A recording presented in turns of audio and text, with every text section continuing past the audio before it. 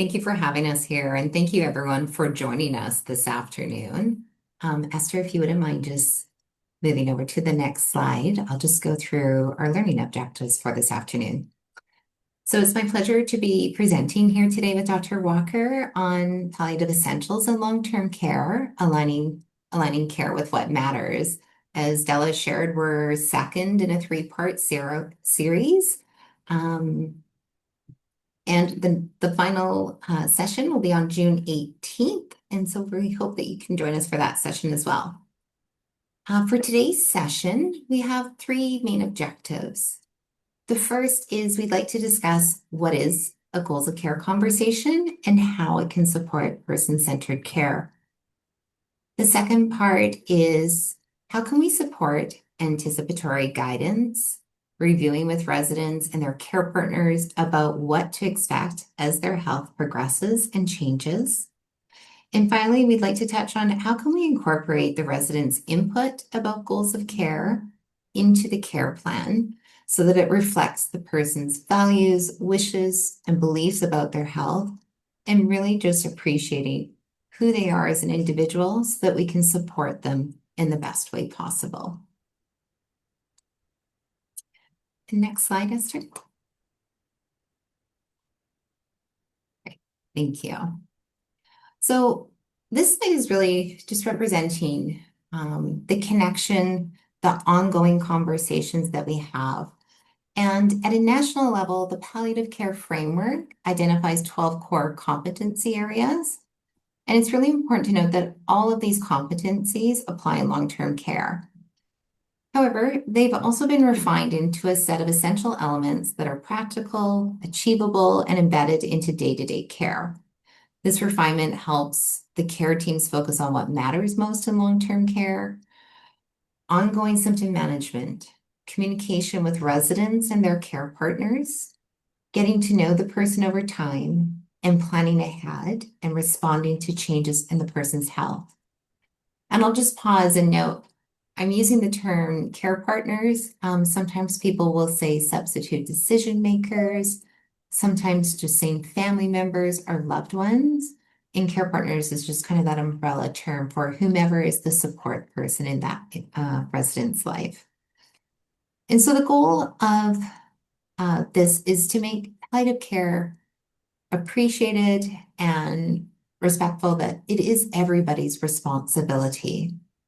And it's not something that happens only when a resident is actively dying or getting closer to passing away, or when a specialist may be involved.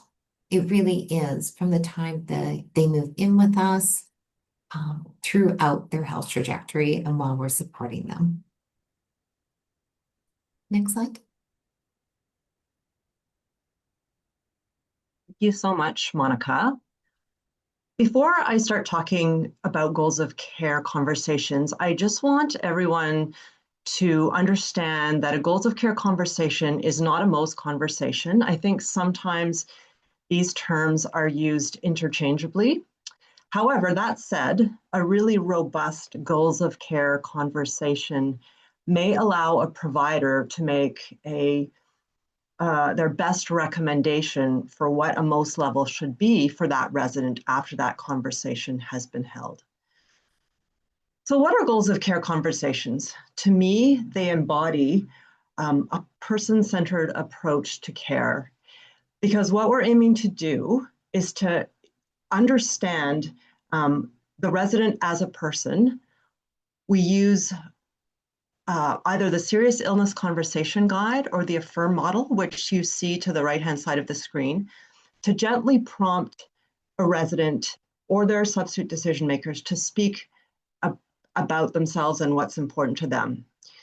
So we're aiming to understand how a resident wants to live, what their understanding of their health is both now and to come, what their goals are, what their hopes and fears might be, who they want to be involved in their healthcare decision making. And so these are exploratory conversations where we learn more about the resident, but I think sometimes residents can also gain some insights.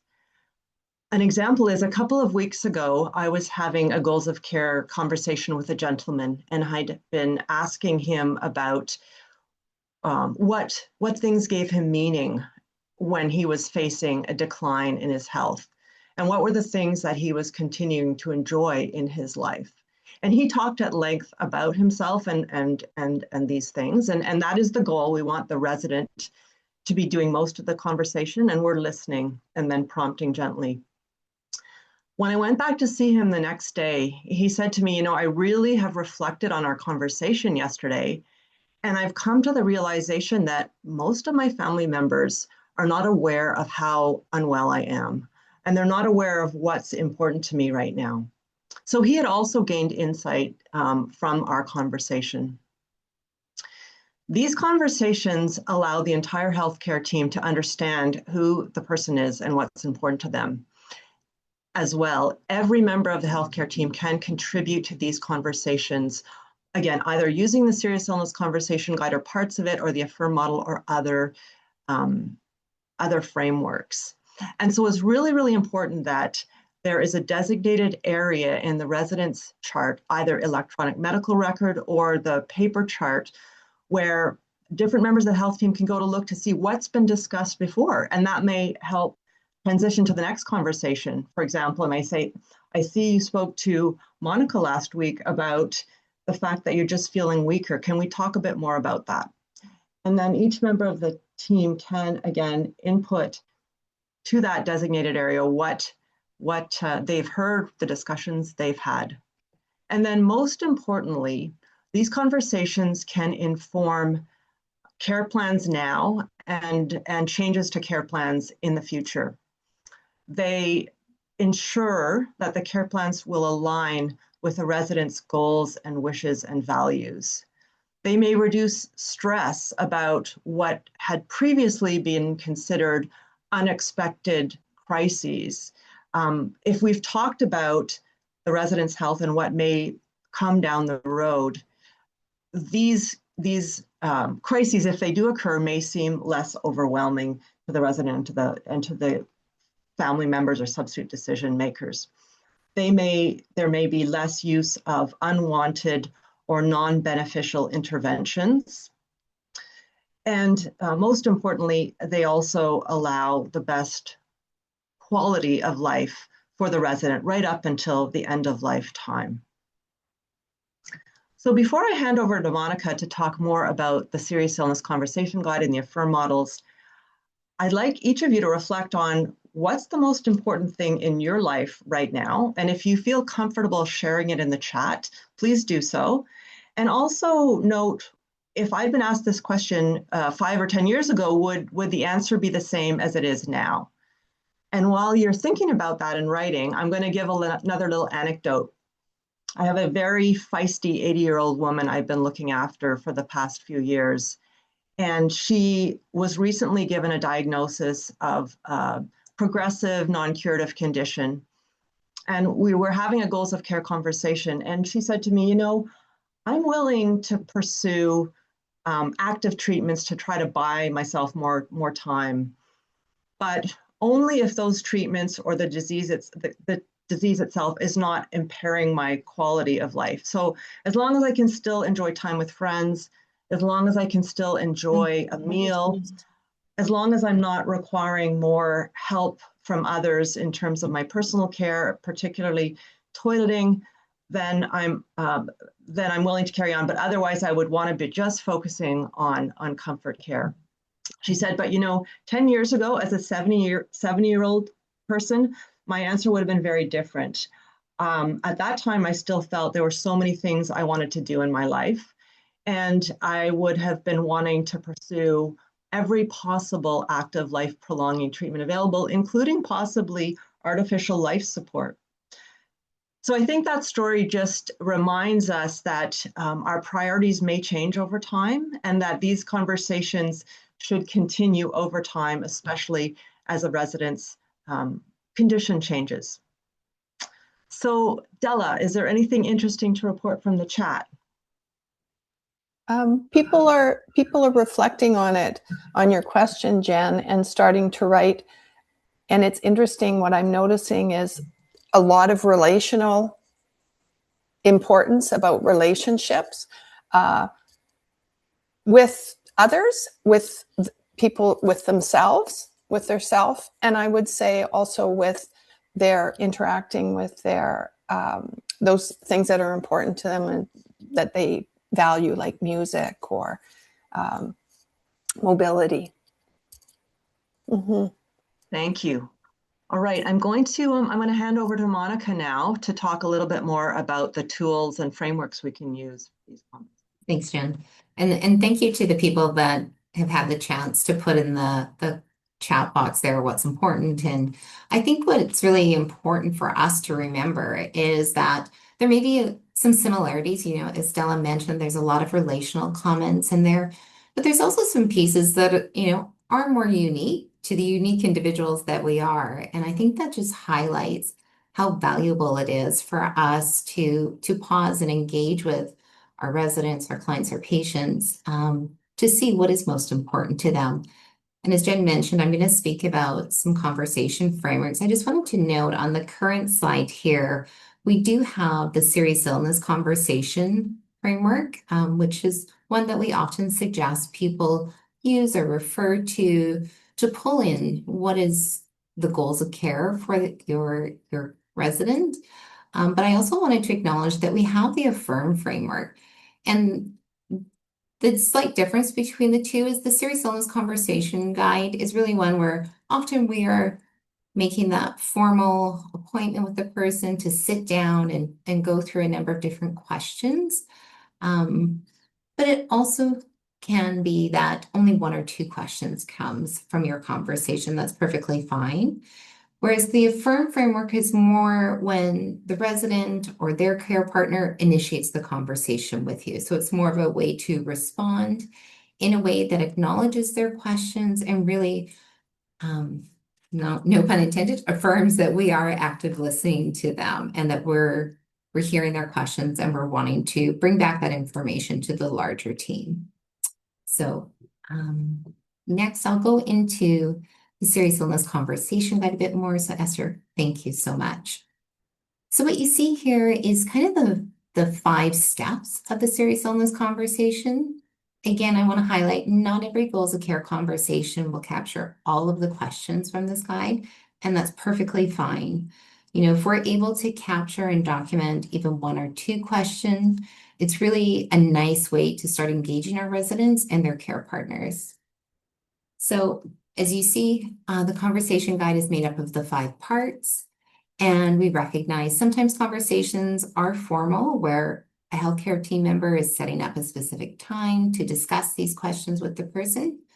However, we also recognize so often in long-term care, especially the really informal conversations. And as long as we're capturing the essence of these questions, it is very worthwhile to centrally document so the rest of the team can also see what's been shared and discussed. As we shared earlier, our hope is that the residents and their care partners perceive these conversations as opportunities to discuss their questions and allow our healthcare teams to better understand the person who's moved into the long-term care home. So if we are setting up a formal conversation, we want to ensure that the person is ready and feeling up to the conversation. So how we frame this conversation will set up for the tone for engagement. We want to be upfront about why we'd like to have the conversation. So as you can see in part 1, it's really about sharing why we want to chat, ensuring we've got permission, and checking in if anyone else needs to be present. So I might say, hi, Ms. Walker. My name's Monica, and I'm the social worker here at Grace Long-Term Care. I'd like to speak with you about your health today. Is now a good time? Or would you like me to invite your daughter to be here with us as well? And just make sure that the person that we are wanting to have the conversation with is giving us that permission to have the conversation. So if they're open to the discussion, we move into the second part of the conversation, where we want to find out what their understanding is of what's brought them to live here with us in long-term care. Again, I might say something like, Ms. Walker, can you share with me what's happened with your health that you're now living with us here at Grace?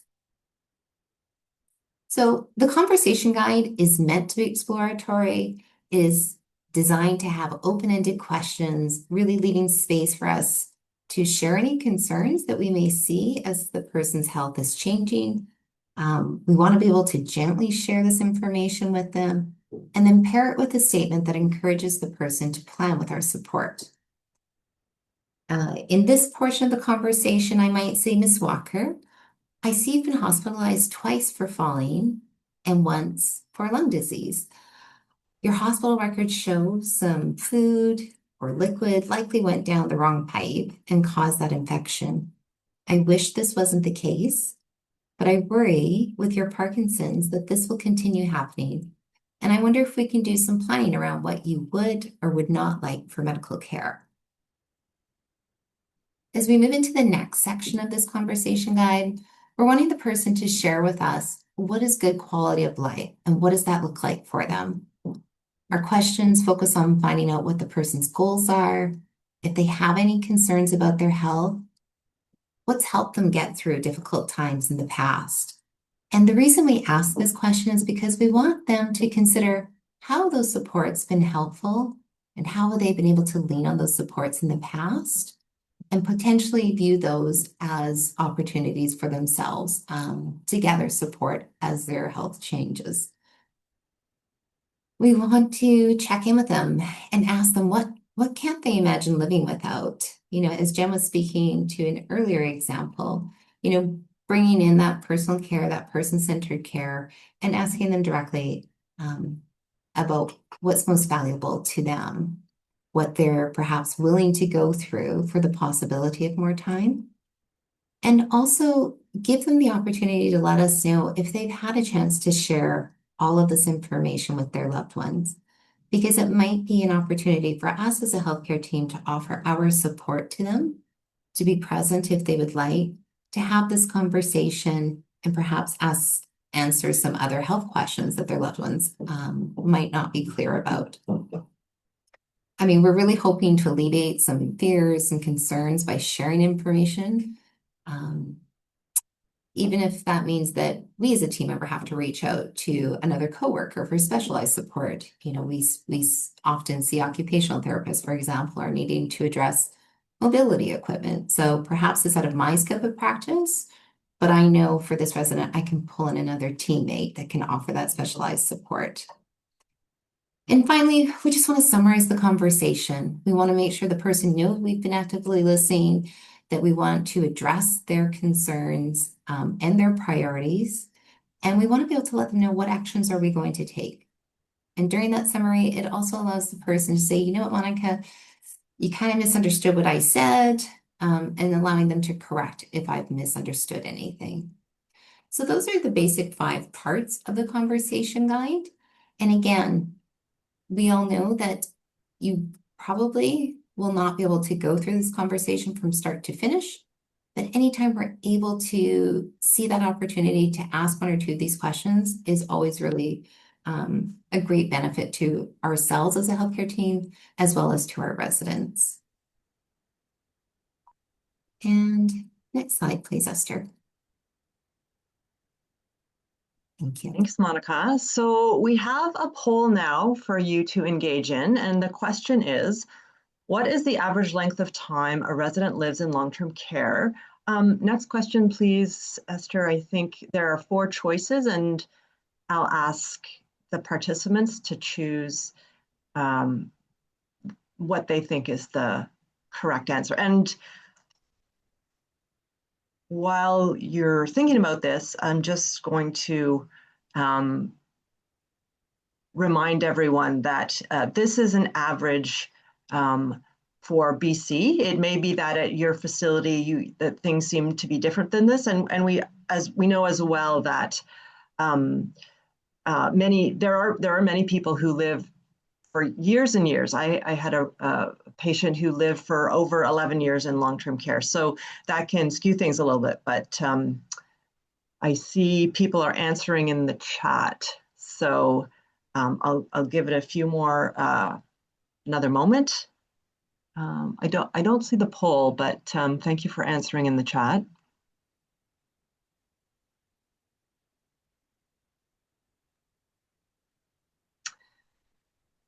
Okay, thank you. So the answer is in fact 16 months here in British Columbia.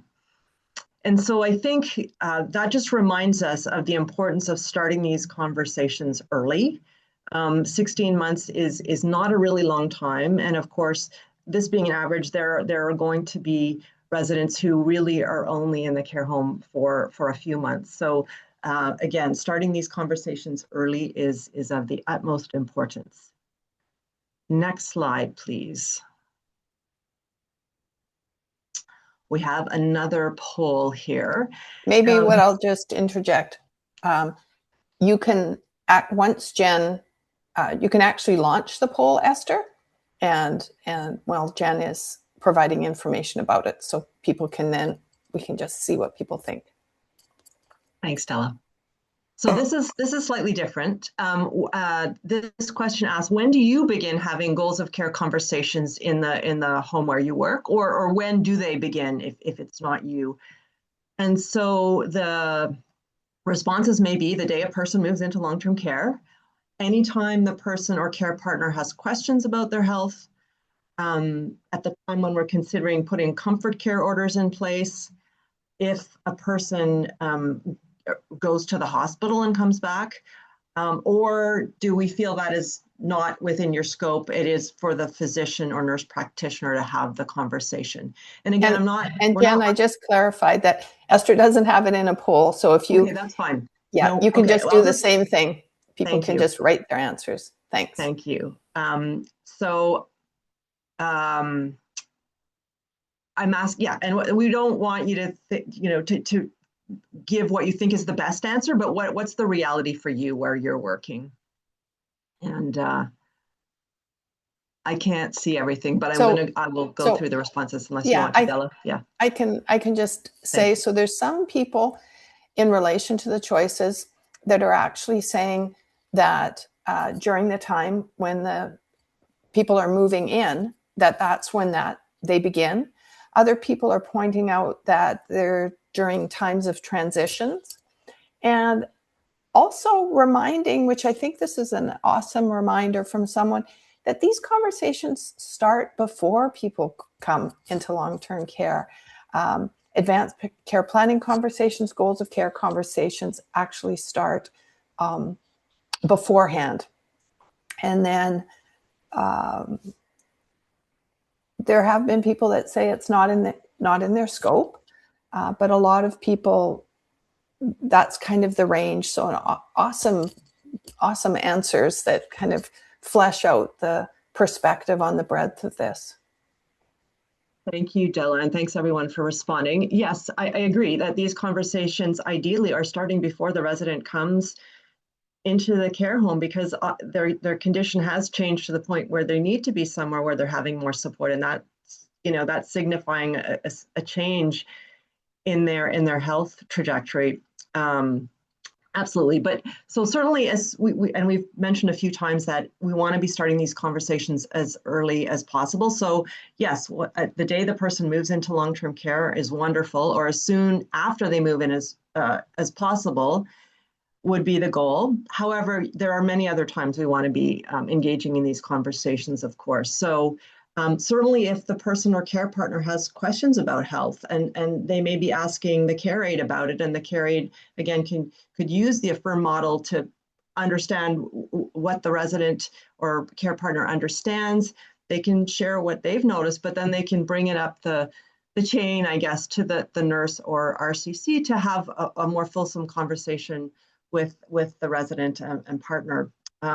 Certainly before comfort care orders are put in place, that would signify a significant change in the resident's condition usually, and it's important to have that conversation so that everyone is on the same page about what the goals are for this end of life time. If a person goes to the hospital and comes back, yes, absolutely, because, and especially if they're admitted for a few days, this often does, again, signify or result in a step down of the resident's functioning on their trajectory. And so it's worthwhile knowing what the resident or family member understands of why the resident went to the hospital, how did they feel about the care they received there? If a similar incident occurred again, would they want to go back, or would they want to understand what options are available for care in the care home where they are? And finally, that's not in my scope, it's for the doctor, nurse practitioner to have a conversation. So as we said before, this is goals of care conversations are team sports. Everyone on the team can contribute to these conversations.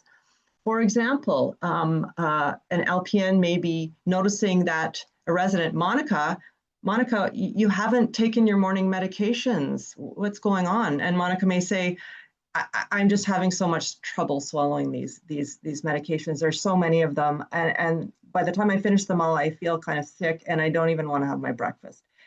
Is there any way we can change that? And so the LPN is not going to be able to change the orders, but can say I'm going to bring this up to the RCC or the charge nurse and see if the provider can have a look at the medications and see if we can trim them a bit so that you're not struggling with these in the morning. Clearly, they're affecting your quality of life, something like that. Or a care aide may notice that the resident is looking really dejected and really tired, and may say, Monica, what's going on? You're looking really exhausted. And Monica may say, well, I'm just finding that mobilizing to the bathroom with the walker is just getting me so tired in the morning that by the time I get to the dining room, I don't even feel like having my breakfast, and I can't really engage with the other residents, which is what I really enjoy. And so, the care may be able to say, hey, I think we can get you into a commode chair to go to the bathroom, and then maybe a wheelchair to go to the dining room so you can conserve your energy. But then maybe let's get the nurse and other team members to have a sit down with you in the future and talk about, these changes and what they may mean moving forward. So I think, again, everyone can contribute to these conversations and recognize changes, which is so important in care planning moving forward. Yeah. And Jen, from the chat too, there's an emphasis about the family and as Monica described, using the term care partner being such an integral part of the involvement to support the resident, but advocate for their voice, and kind of emphasizing that family councils can help then families understand the role that they can play in these conversations. Yes, thank you. Thanks, Della. And thanks everyone for participating. Next slide, please, Esther. So anticipatory guidance. This is the way we can speak with residents and care partners to help describe and prepare them for what may be to come down the road with their health. It helps them to understand that the changes that may come are not unexpected. And so one way we can do this, or how we can start doing this, is talking about health trajectories for different medical conditions. We have fairly well-established trajectories for a number of different chronic progressive conditions. There are some wonderful resources, for example, Dr. Jantz's dementia roadmap, frailty roadmaps that go over the changes that may happen over time with residents or with people who have these conditions. And so they may be used to help guide these conversations with staff and care partners, or, I think this is a useful tool to use when a resident first moves in. We haven't had time to see how rapidly they are changing, but we can talk about their medical conditions, their health conditions, and what we can expect with those health conditions over time and the changes that we can expect. And so we can offer some of these useful tools and say, you may want to read some of this and we can talk about it again in a few weeks. And you can see where you think your family member is in this guide. And on the right-hand side of the slide, you see there's some graphs showing, again, some well-established trajectories for different disease states. And these can also be helpful in terms of guiding residents and family members as to what may come. The top graph shows the trajectory we can see with patients who have been diagnosed with cancer. And so the vertical axis is showing the patient's functioning, and then the horizontal axis is looking at time. So we can see that with cancer, patients may start out very high functioning and may continue on functioning really well until the disease has spread very extensively, and then they have a very rapid decline to their death. The middle slide shows what we may expect with people who have organ failure. For example, advanced congestive heart failure, advanced COPD. And so these individuals may not be starting at such a high functioning level, and they're going to slowly decline, but then they can have a more dramatic dip, which is usually related to an exacerbation of their condition, an exacerbation of congestive heart failure, an exacerbation of COPD. And even with those dips, a patient may get so sick that they die at that point. But if they do recover from that acute event, they may return to a baseline, but generally it's a lower baseline than they were before. And then they continue to decline slowly, and they may have another exacerbation, again, at which point they could die. And these exacerbations, a resident may end up in the hospital for these, but then they may recover and come back. Their functioning maybe has likely declined. And then, at a certain point, they may decide, I don't want to go to the hospital anymore. And then the focus will be on comfort when they have another exacerbation and they're kept comfortable into their death. And then the bottom graph shows a trajectory for someone with frailty. And you can see that someone with frailty is starting at a much lower functioning level on the graph, and they have a more slow, gradual decline until the time of their death. So those can be helpful to offer a resident, especially when they first come in, about this. These are the things that, given your condition, we can expect to see over time. Next slide, please. And then the next thing we can do, and as the entire team cares for the resident over time, can start identifying changes in their condition and sharing those changes with the resident or their care partners. And so the common things that we commonly see can be changes in eating. A resident may have a reduced appetite, they may eat less, they may be losing weight. They may require a change in the texture of their diet because of increasing choking episodes and risk of aspiration. They may be just spending more time sleeping. They may be more fatigued. They may be less able to spend as long time in a chair and want to go back to their bed. And they may be declining functionally. It could be that when they were first admitted to the home, they were mobilizing without any aids. Now they're using a walker, but they're getting pretty unsteady, and the staff is feeling that they're more at risk for falls, and maybe they need to start talking about alternatives like a wheelchair to get patient around in the facility. Next slide, please. And then finally, we can link those changes that we're seeing in the resident, again, to the expected health trajectories, and remind them that we had expected that these changes could happen. They're related to the resident's condition, which is progressive. And all of the team can understand and be on board with talking about this, and then communicate with the care partner and resident about that these changes are not going to get better. For example, Monica may be in visiting her mom. She's been away on holiday for a few weeks, and I may say, hey, Monica, I hope you had a good trip. How do you find your mom I know you were away for a month. How do you find her these days? And Monica may say to me, I really think she's lost weight. I just don't think she likes the food that's being served here. And I'm wondering if we can do something about it. So I may ask if I can, if I have permission to talk about what different members of the team have noticed with her mom, and may say that, yes, your mom has been eating less. And with her Parkinson's, there have been more episodes of her choking, and we're actually getting to the point of thinking we might need to change the consistency of her diet to reduce the risk of choking and aspiration. She's also been sleeping a lot more and not getting up to do the activities.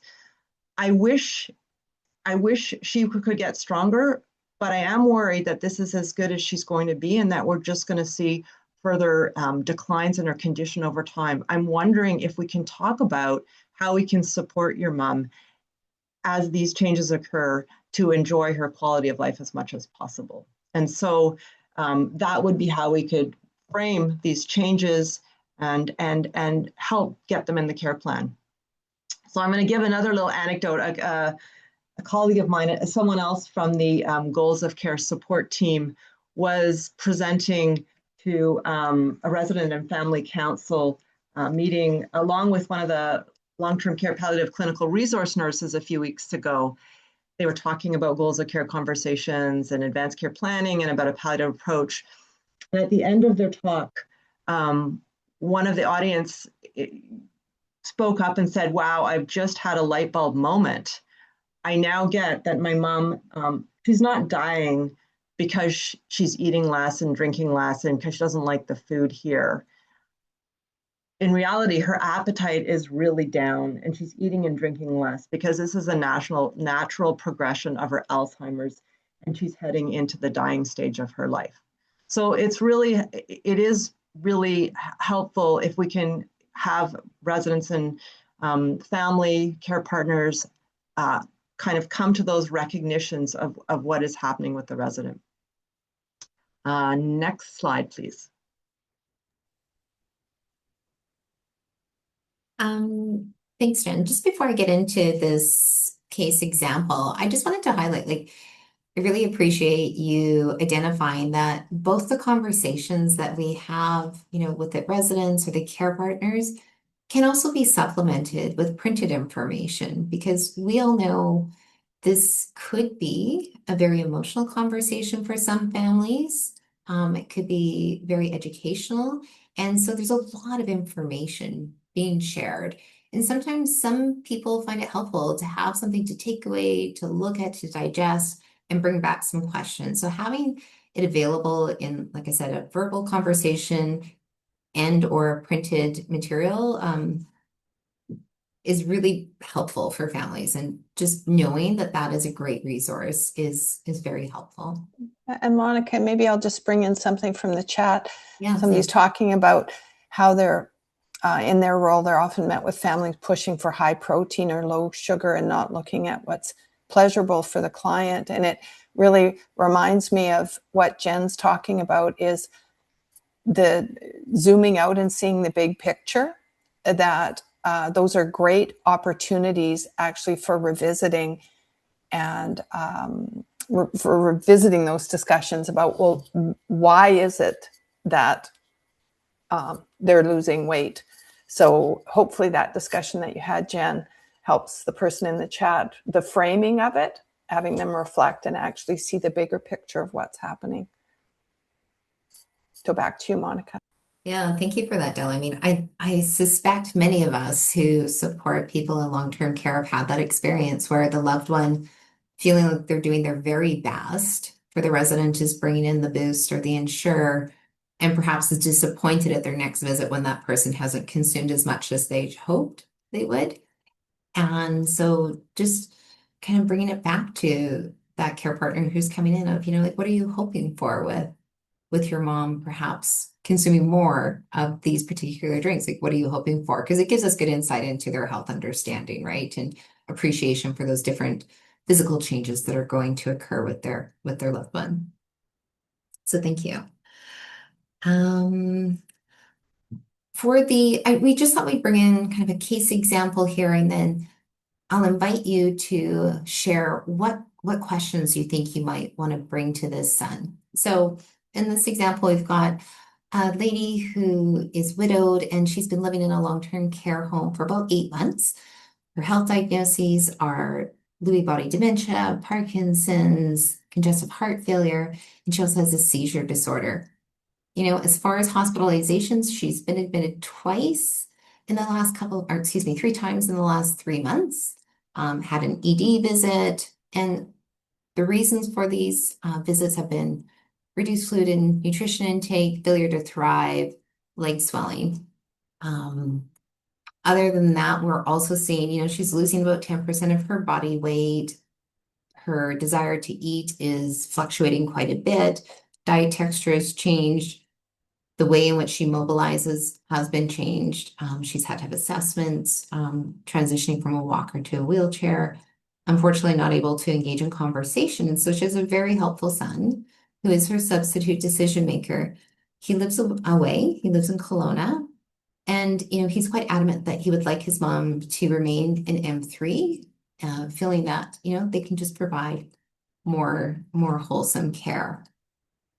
And so I'm just inviting people to drop in the chat, like, what questions do you think might be helpful to ask of the son, recognizing that unfortunately our resident is not able to have conversation with us? Like, what might we want to dig into a little bit more with him about his understanding or what he feels his mom would want in this situation?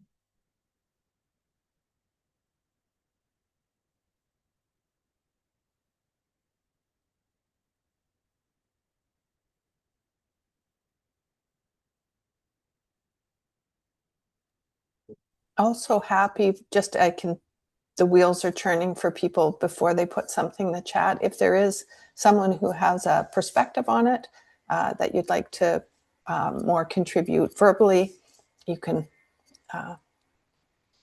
unmute but we're starting to see some stuff in the chat, Monica, about Jennifer's. Can you see Jennifer's contribution there, Monica? Do you want to make a comment about that?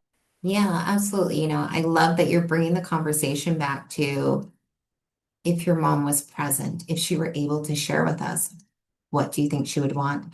I think that is such a respectful thing to consider. And really, it's always our hope that we're delivering, person-centered care to the person who's experiencing those health changes.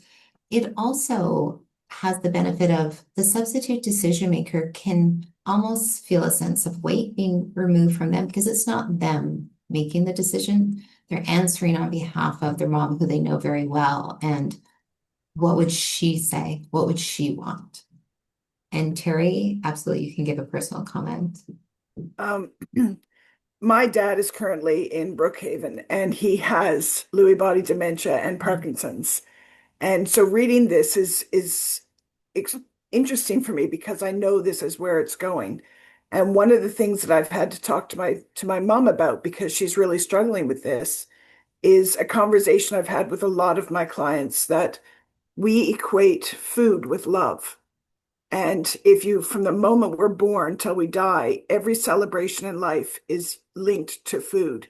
You get married, there's food. You graduate from school, there's food. You go on your first date, it's food. We equate love and food very hard in our culture. And so one of the things I've worked with her is finding another way to say I love you. So, giving somebody a massage or painting their nails or just being present is saying I love you without feeding them. And I think for this client, I would probably talk to the substitute decision maker and have that frank conversation about love and feeding. Thank you so much for being so open to share, Terry, because that is clearly personal and, those people we love the most are the hardest to see these changes go through. And I love what you shared as, opportunities instead of the food being that connection to love of other actions that can demonstrate that, and taking away some of that risk of the food and the swallowing portion. I'm sorry you're going through that, but I love that you're that support person there that has the ability to experience it, but also to step back and see how else, might be helpful for everybody to approach it. And we are, to be fair, very well supported by the Brookhaven team. They're extraordinary. Thank you. That's lovely to hear.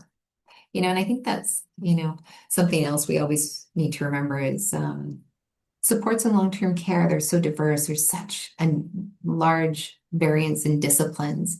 And so hopefully whichever site somebody is living at has the resources and supports that that your family and people need.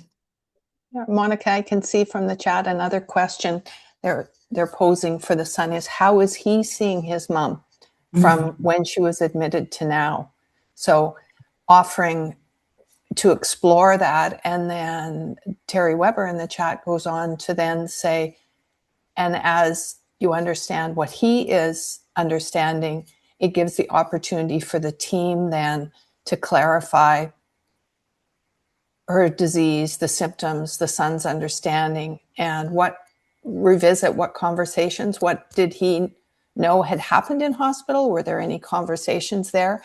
And linking the findings of where she's at now with where she's at on the trajectory, and just exploring, acknowledging the changes in the loss and the meaning of that. So not just sharing information, but exploring the impact of that information. Yeah, that's a really wonderful comment and thoughtful. Thank you. It is, also sometimes when we're asking the SDM, what changes are you noticing? It's also giving them the space to pause and just reflect back upon what have they noticed. And sometimes they're surprised. They're like, wow, yeah, like mom was pushing her own wheelchair down to the music session, a few months ago. Now when I'm visiting, that's not possible. So it also allows them the space to kind of recognize the changes. Esther, can I ask you to go to the next slide, and maybe I'll just speak about, so what do we do with all of that information? So we're having these conversations, we're bringing in these, excellent questions like the audience has brought in, and pulling, and being able to recognize how they're aligned with our serious illness conversation. What do we do with that information? So when we're looking at the health understanding, we're talking about giving people space to recognize those changes. With the son, we want to be able to provide health progression details, share what other changes he can expect to see with his mom in the future, and be clear, her mobility will continue to decline. As she's wheelchair bound, there may also be a time where she might be, just bedbound and needing not just a pivot transfer, but perhaps needing a lift to get into that wheelchair.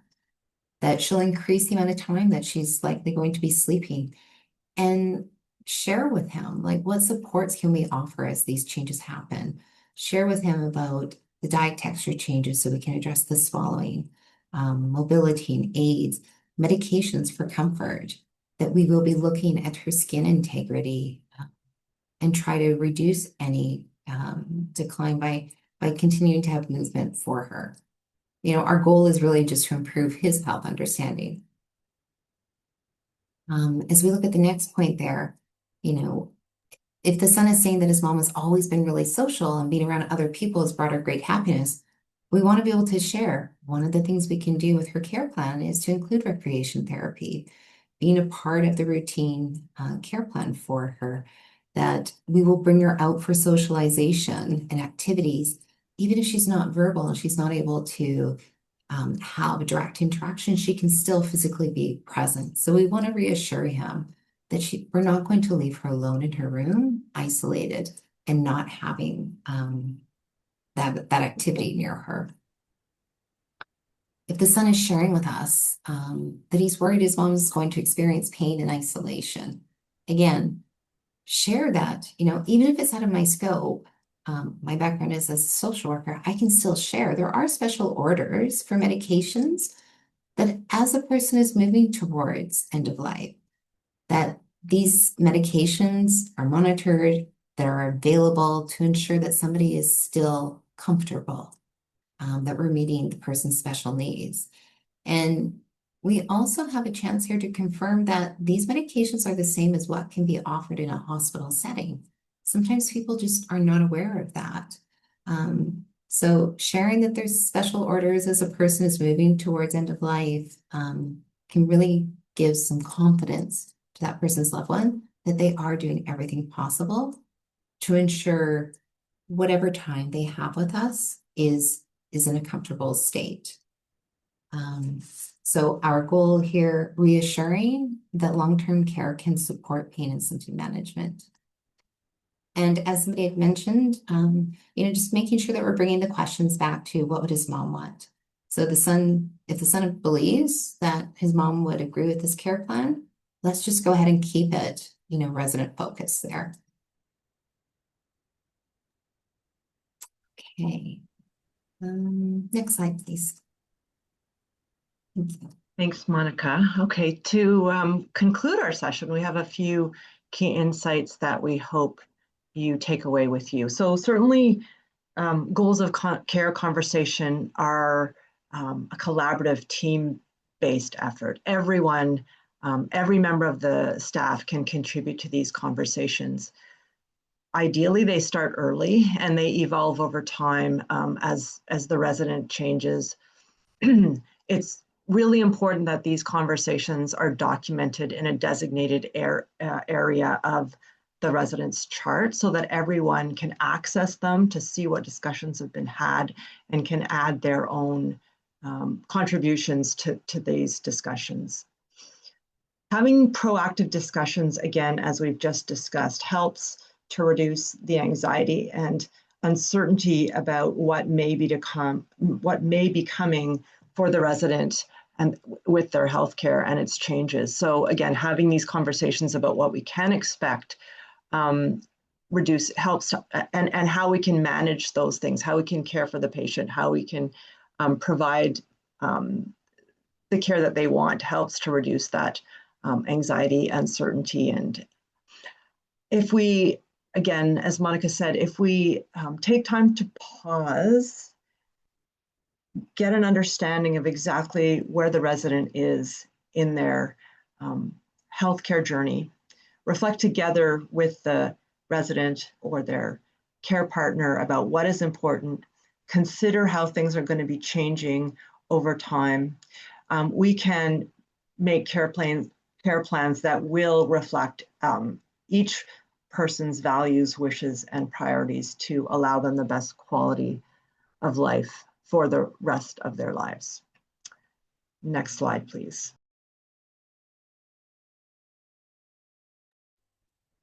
So I know we're getting very close to the end here. I'll just quickly share. We do have a number of resources that are available.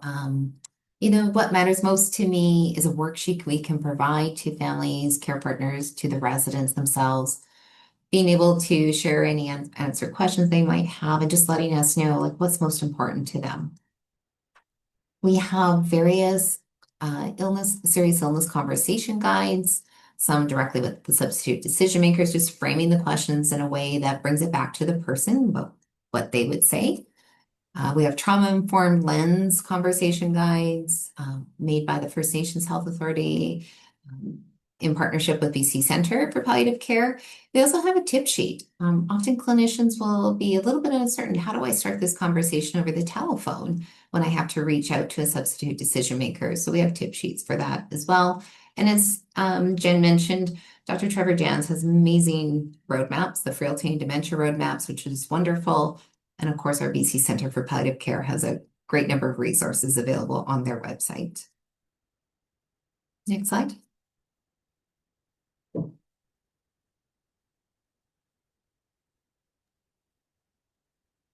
Am I jumping in here, Monica? So just to finish off, I know we're at the top of the hour, the link to the presentation. So thank you both so much. The link to the ECHO presentation will be posted on the center's site so people can reference it there and these great resources. We're just pointing out that there's a new curriculum in Learning Hub. So there's a online learning around these goals of care conversations to dig deeper, as well as all the essential elements. And so just a last slide with a final thank you to everybody. Thank you for your contributions. And know that our next session is coming up June 18th. Again, we'll welcome back Dr. Jen Walker with Gita Rafi, the CNS from Fraser Health, and dig into another essential element. Thanks all. Really appreciate everybody's contribution. Whet your appetite for this more. Thanks so much. Thanks everyone for joining. Bye-bye for now.